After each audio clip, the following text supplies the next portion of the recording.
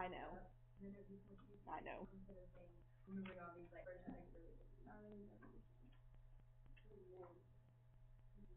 So this goes back to that thing that we were saying about this, right? We have the graph of f, but it's asking us when is the slope of f increasing, because velocity is the slope of position. So it's asking us when is the slope increasing. Well, the slope is increasing if its derivative is positive, and the derivative of the derivative, right? I take the derivative of f to get f prime. I take the derivative of f prime to get, so the slope of f is f prime. The slope of f prime is f double prime, right? If I want to know about the concavity of my function, I look at the slope of my derivative. Or if I want to know about the slope of my derivative, I look at the concavity of my function. And that's what it was asking you about. It was asking you about the slope of velocity. Where is the slope of velocity positive? And velocity is like f prime. So where is the slope of my f prime positive? Wherever the concavity of my function is positive. Like I said, only 22% of people got that one right. It was really not that easy of a problem.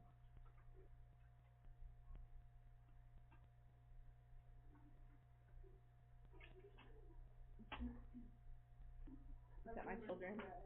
Hi, buddy. What's up? How was school? What color were you on? Green. Give me an apple. Good job, dude. Good job. Yeah. We're almost done. Oh, you're just teaching the class, Mom? Yeah, I'm just teaching them, getting them ready for their test. Mom, can I finish that gum? Yeah. Oh, wait, no. Here, I have a piece in here that you can have. That's for my students. That's for these kids that are working so hard, getting ready for this test. For what? They have to take a math test, kind of like your math test that you have to take next week. Okay, so let's see. A rumor spread among a population of N people at a rate proportional to the product of the number of people who have heard the rumor and the number of people who have not heard the rumor. It's actually, if P denotes the number of people who have heard the rumor, which of the following differential equations could be used to model this situation with respect to time, where K is a positive constant? So it's the product of the number of people who have heard the rumor, which is P, and the number of people who have not heard the rumor. So there's a total of N people. So if P people have heard the rumor, then N minus P could it yet. So it would be B. What is this K? The K is just a constant, like a constant of probability. You just need to pay attention to that it says the product of number of people who heard it and the number who have not. So P is the number who have heard it, which means that N minus P would be the number who have not. Yes, I didn't even think about the story and not even answer the question because I had a story for it. No, Make up rumor for the equation. Yes. I don't do that. No, it's not even a rumor, it's fact, because he said, there's this girl, you know, he's at least 21, because he sold alcohol for her, and he's dating a 17-year-old junior. What? In high school. Like. Alright, we're gonna skip 23. I'll come back and show it to you. We don't really have time right now, because we're about to be done. We'll come back to it tomorrow. Alright, the function f is twice differentiable with f of 2 equals 1. That's an ordered pair. Right, remember, because the function tells you the y value. So that's saying that when x is 2, y is 1. The derivative at 2 is 4. That means that the slope at 2 is 4. Because the derivative tells you slope. And then the second derivative at 2 is 3. That tells you that it's concave up. Because the second derivative tells you concavity. This is a positive number, right? So it's concave up. What is the value of the approximation of f of 1.9 using the line tangent to the graph of f at 2? Yeah, so we have to write an equation for a tangent line. Using point slope.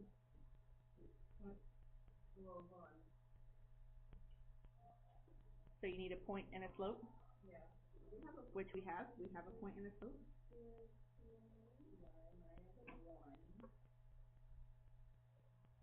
we didn't even really need the second derivative. Right, we just need the point of slope, that's just extra information. So now it says, using this line, approximate f of 1.9. So that means just plug 1.9 into that. See what you get. Into X? Yeah, into x. Oh my goodness. 1.9 minus 2 would be negative 0.1. That would take us the time to think about that. Which gives me negative 0.4. Which gives me 0.6. I mean, I like tests are like intelligent. If I plug 1.9 in,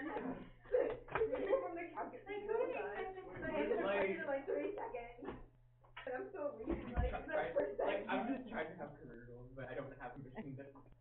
so plug in 1.9 for x, and so 1.9 minus 2 would be negative 0.1, right, see? Wait, when did you point slope? I used point slope to write the equation for the tangent line. Wait, how does negative 0.4 plus 1? That's what you use to write the equation for a line. Point slope. Point slope. Point slope. Highlight She that. didn't buy a book. Wait. To hide at home or anything. So if they talk about Oh. the equation for the tangent line, point slope, Point slope. which means you need a point and a slope, Point slope. yeah. Which they gave you. They gave you a point Newer and a tests slope. are harder, to be honest. You think what test I are feel like harder? the newer tests will be harder for some reason. You think the newer test is gonna be harder? I don't think so. Okay, and I have another question. Yes. So, That chart that is that what we use for all these like lines? exactly what that was. Yeah, where they give you a graph. This? This chart? No. Yes. I-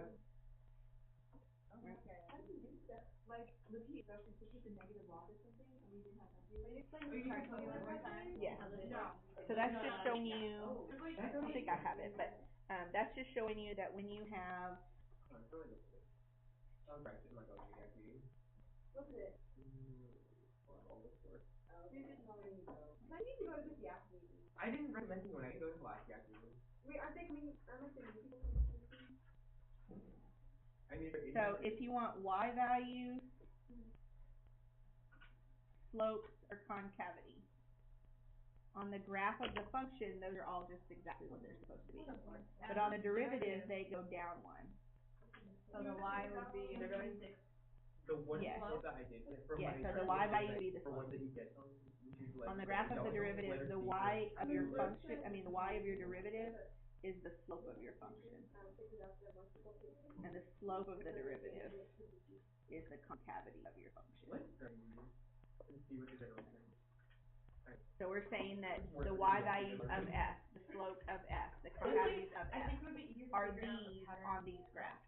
So on f, the y of f is the y on the graph. Yeah. But on the derivative graph, the y of the derivative is the slope of f. The slope of the derivative is the concavity of f. Okay, I need to memorize this part somehow and then. You helping me? You're a helper. It's really important. Helping Danielle. Can you say hi to Danielle? Can you say hi to Noette? And Son? And Allison? And John? And Anna? Anna was the student that I was at my banquet with last night.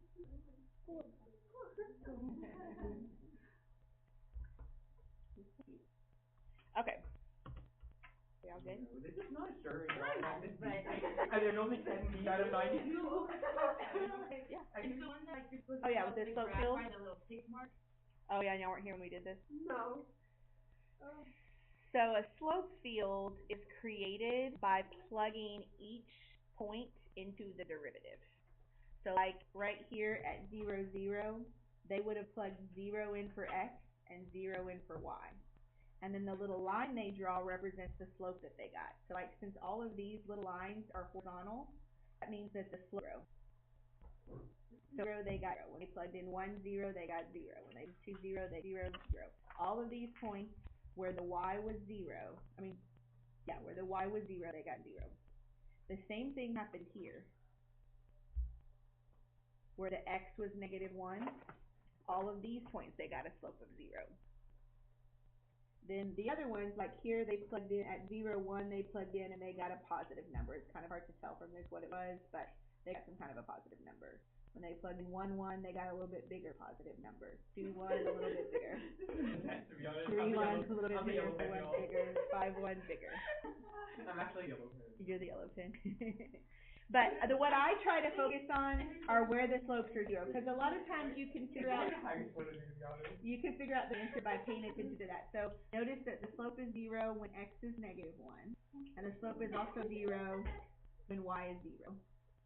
So I'm going to look at these and see if I can use that information to help me at least narrow down. If I plug in -1 for x, will I get 0? No, I'll get -y, right? So it can't be Wait, -1. wait. How do we know that? If I plug -1 in for x, -1 times y is -y, not 0. -1 times y is -1. Okay. It's not 0. I thought one was 0. Well, it's separate. So like, if I plug in -1, I'm supposed to get 0. Oh. If I plug in -1 for x, I'm supposed to get 0. And then when I plug in 0 for y, I'm also supposed to get 0. Okay. So plugging in -1 for x doesn't give me 0 on this one. It doesn't give me 0 on this one. It doesn't give me 0 on this one. It does give me 0 on the last one, right? If I plug in -1 for x, I get -y plus y, which is 0. If I plug in -1 for x, I get 0 cubed, which is 0. I plugged in -1 for x because I noticed on the graph that when x is -1, the slope is 0. So you're going to see these are derivatives, which means that they represent slope. So I'm looking to see which of these, when I plug -1 in for x, will I get a slope of 0. Wait, is the answer C or E? Well, let's see. So now, if I plug 0 in for y, I'm also supposed to get 0. So if I plug 0 in for y on this one, I'll get 0 plus 0, which is 0. So it's C. You can't plug in 0 for y on this one. It doesn't have y in it. So whenever you plug in y. You have to give a little funny one. Oh, so whenever Yes. you get, okay. So you could look at E and see that there was no Y value, and Right. you know it's not Because since this one only has x in it, every point that has the same x value should have the same slope.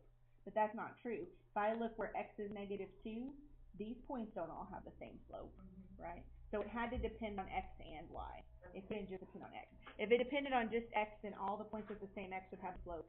If it was just y, all the points with the same y would have the same slope.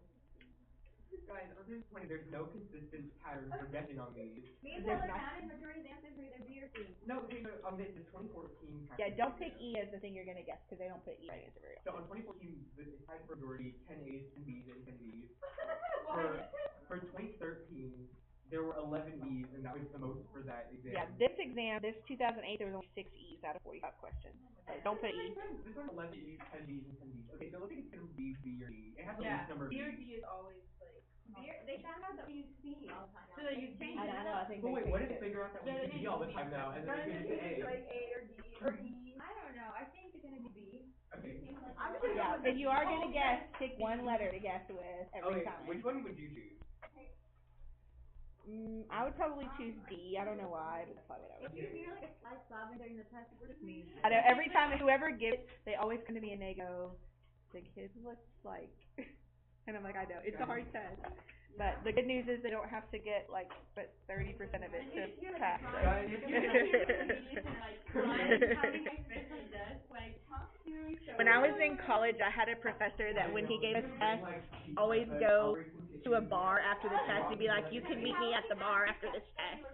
If I could tell you guys that, I would totally tell you that after eating him. You need a drink. Miss Brooke was telling a story that like. Purple plus yellow.